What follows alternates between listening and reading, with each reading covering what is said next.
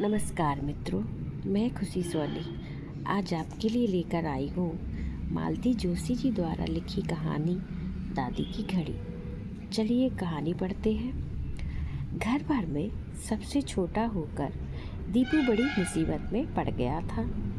यूँ उसके दोस्त तो ईर्ष्या ही करते कि पूरे घर में वह सबका लाडला है, पर उसे इस बात की जरा भी खुशी नहीं थी।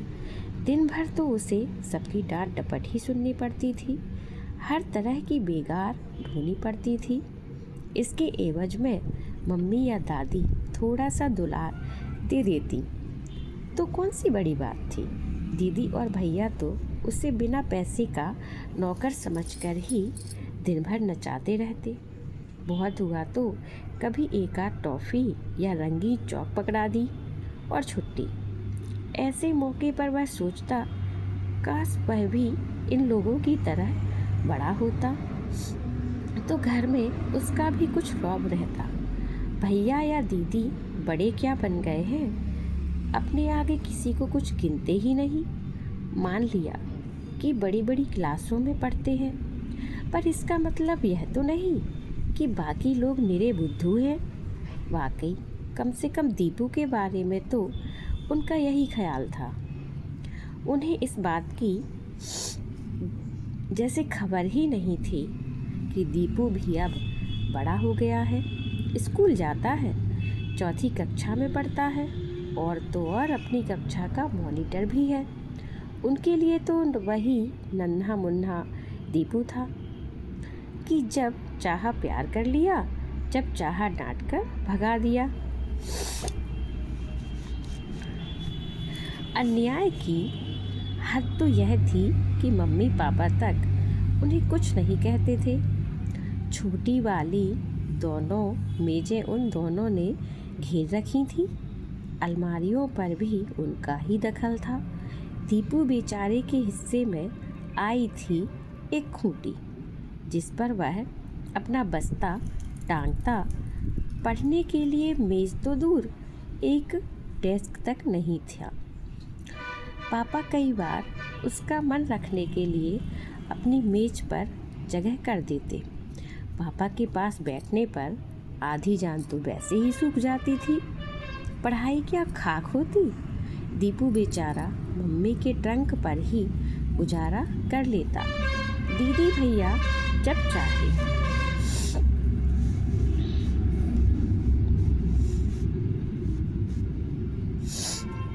दीदी भैया जब पढ़ते होते तो घर में कोई ऊंची आवाज़ में बोलने तक नहीं देता था, लेकिन दीपू के पढ़ते वक्त वे रेडियो के सुर में सुर मिलाकर घर सिर पर उठा लेते थे। दीपू के दोस्त दिन भर आते जाते रहते, कोई उन्हें बैठने तक को नहीं कहता।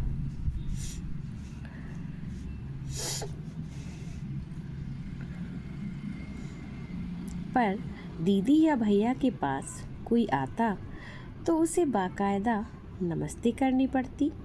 मम्मी उनके लिए ढेर सारा नाश्ता बनाती रहती और दीपू बैरा बनकर रसोई घर से ड्राइंग रूम तक नाचता रहता। दीदी की सहेलियों के पास किताबें या चिट्ठियाँ पहुँचाना और भैया के दोस्तों के लिए चाय नाश्ता तो रोज का ही काम था। घर में एक ही अलार्म टाइम पीस था और वह बारी बारी से दीदी या भैया के सिरहाने रखा रहता। दीपू की बड़ी साध थी कि हम भी सिरहाने घड़ी रखकर सोएं और उसकी सुरीली आवाज़ के साथ दिन की शुरुआत करें। उसके भाग्य में तो सुबह 8 बजे पापा की डांट खाकर उठना ही लिखा था। दीदी और भैया की तरह उसके पास भी कलाई घड़ी होती तो भी कोई बात थी। वे लोग बड़े थे, घर की हर अच्छी चीज़ पर अपना ही हक जताते थे। उसे ताज्जुब होता, इन लोगों की परीक्षाएं क्या रोज चलती ही रहती हैं। जब देखो तभी 4 बजे उठकर पढ़ने बैठ जाएंगे। एक दिन तो वह जिद पर अड़ गया। उसके स्कूल में दूसरे दिन इंस्पेक्टर आने वाले थे। उसने आते ही जोरदार शब्दों में ऐलान कर दिया, आज घड़ी मैं ले कर सोऊंगा। क्या हमें पढ़ाई नहीं करनी होती? जब देखो तब इन्हीं की शान चलती है। दीदी कहने लगी, कितने बजे उठना है? मैं जगा दूंगी। वाह साहब, दूसरों ही से कहना होता तो मम्मी से ना कहते हैं, कम से कम प्यार से तो जगाएंगी। आखिर मम्मी को ही दया आ गई। बोली, सीलू, तेरी तो आज परीक्षा खत्म हो गई है। कल तो तुझे जल्दी नहीं उठना है। एक आध बार दीपू का भी मन रख लिया करो। मम्मी की सिफारिश काम कर गई। रात को घड़ी वाला स्टूल उसके सिरहाने था। उसे तो खुद चाबी भरने की इच्छा थी, पर दीदी का चेहरा देखकर चुप कर गया। घड़ी मिल रही थी, यही बहुत था। रात भर उसे अलार्म के सपने आते रहे। उसने अपनी सारी किताबें तकिए के नीचे रख ली थी। टेबल लैंप लगाने की भी सोच रहा था, पर डर के मारे चुप रहना पड़ा। वह 5 का अलार्म लगवाकर सोया था। वह 5 का अलार्म लगवाकर सोया था, पर सुबह उठा तो धूप रोज की तरह कमरे में फैल चुकी थी। सरहाने देखा, घड़ी स्टूल समेत गायब थी। समझ गया, दीदी ने उसके सो जाने के बाद यह कारस्तानी की होगी। मम्मी, वह जोर से चिल्लाया। क्या है रे? रसोई से मम्मी की चिड़चिड़ी आवाज़ सुनाई आई। सुबह सुबह उनके पास फालतू वक्त नहीं होता। मेरी घड़ी कहाँ है? कमरे में कंघी करती हुई दीदी की ओर संदेह भरी नज़रों से देखते हुए वह चिल्लाया, घड़ी तो राजा भैया परलोक सिधार गई। दीदी की आवाज़ में इतनी मिठास थी कि दीपू घबरा गया। क्या हुआ? उसने हैरानी से पूछा। होना क्या था? रात को आपने वह किक मारी कि वह हाई जंप कर गई। सेव करते हुए भैया ने जवाब दिया। लेकिन वह तो सिरहाने रखी थी कि कैसे लगी? दीपू की समझ में कुछ नहीं आ रहा था। लेकिन आपका सिर तो सिरहाने नहीं था, भैया ने मुंह बनाते हुए कहा। सारी रात तो बिस्तर पर इधर से उधर चहलकदमी करते रहते हो। ओह, क्या जोर से आवाज़ हुई थी गिरने की। सारा घर जाग गया था सिवाय आपके। दादी ने फिर चिढ़ाया।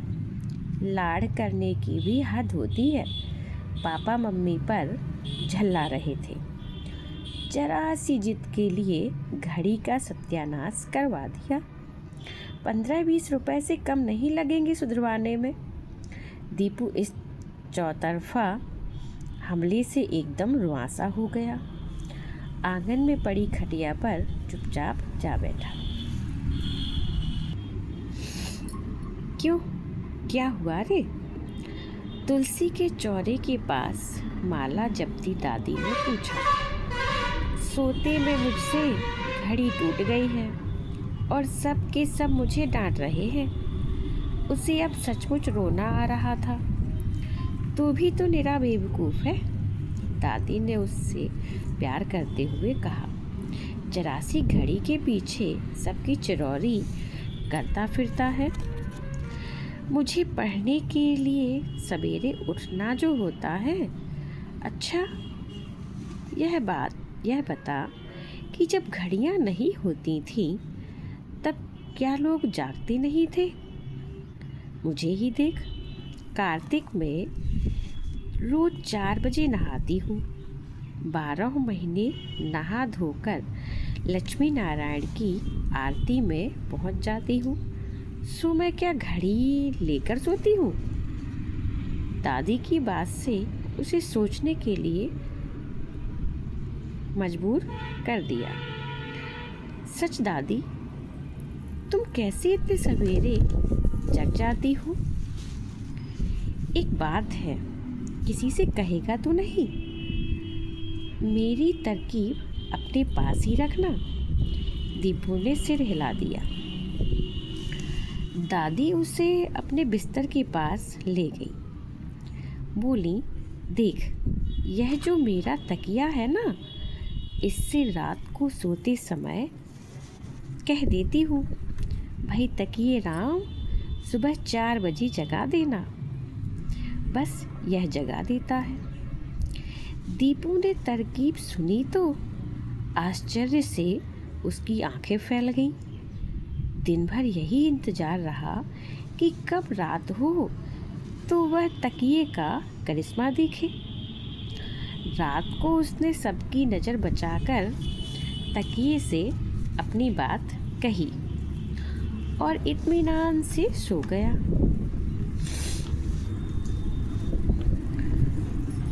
सुबह उठा तो वही 8 बज रहे थे।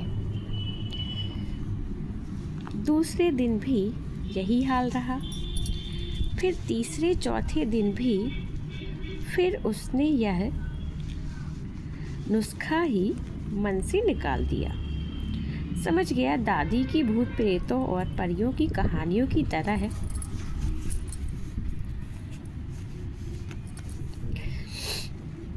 यह तरकीब निरी गप ही थी।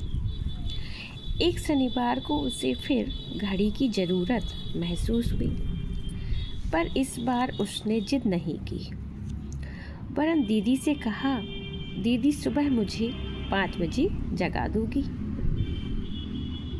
कल? ना बाबा, कल तो इतवार है। कल तो अपने राम 8 बजे के पहले नहीं उठने के। दीदी ने कहा, और कल तुम्हें कहाँ तीर मारने जाना है? भैया के इस प्रश्न पर उसे बड़ा गुस्सा आया। हमेशा की तरह मम्मी ने ही उसका पक्ष लिया। बोली, अरे कल उसकी ट्रिप जा रही है, सांची जाएंगे सब बच्चे। मुझे तो सारा काम निपटाते रात को इतनी देर हो जाती है कि सुबह की हामी नहीं भर सकती। तो दादी से कहना, दीपू 5 क्या 4 बजे ही उठा जगा देंगी। पता नहीं ये बूढ़े लोग इतने सवेरे से क्यों उठ बैठते हैं। कहती हुई दीदी अपनी रजाई में दुबक गई। दादी घर पर थी नहीं। 12 बजे से पहले उनके कीर्तन से लौटने की आशा भी नहीं थी। हताश होकर दीपू ने तकिए का आसरा लिया। तकिए भाई, मेहरबानी करके कल तो जगा ही देना। ठीक 5 बजे। 7 बजे तो बस भी निकल जाएगी। कैसा आश्चर्य था। सुबह जब अब उसकी आँख खुली तो चारों ओर अंधेरा ही था। वह तो समझा कि रात ही है और डर के मारे दम साधे चुपचाप पड़ा रहा। थोड़ी देर बाद ही दादी के कमरे से रघुपति राघव राजा राम की आवाज़ आई और उसको कुछ धीरज बंधा। दौड़कर दादी के कमरे में गया। अभी रजाई में ही थी। दादी ने, तुमसे पहले जग गया। दादी, मैं तुमसे पहले जग गया, उसने विजयी मुद्रा में कहा। क्यों रे, इतनी जल्दी? दादी उसे रजाई में लपेटते हुए बोली, आज पिकनिक पर जो जाना है, पता है हम लोग सांची जाएंगे और मम्मी को देखो, अब तक सो रही हैं। खाना कब बनेगा? 7 बजे पहुंच जाना है स्कूल, दीपू ने शिकायत की। तो अभी तो बहुत देर है, अभी तो 5 ही बजे हैं। 5? दीपू खुशी से चिल्लाया। तब तो तकिए भाई ने ठीक समय पर जगा दिया। मैं कहती ना थी। कहा दादी, दीपू ने शिकायत की। इतने दिनों तक तो एक बार भी नहीं जगाया। दादी ने उसे और भी पास सटाते हुए कहा, दीपू बेटा, तू तो पागल हो गया है। तकिया भी कहीं बोलता है। असली अलार्म तो हमारे दिल में होता है। जब हमें ज़रूरी उठना होता है तो यह हमें जगा ही देता है। घड़ी की आवाज़ तो तू बंद भी कर सकता है, पर इसकी आवाज़ बंद नहीं होती, जगाकर ही छोड़ती है। और इस अनोखी घड़ी का राज पाकर दीपू बहुत खुश था। तो ये थी कहानी दादी की घड़ी। मिलते हैं अगली वीडियो में।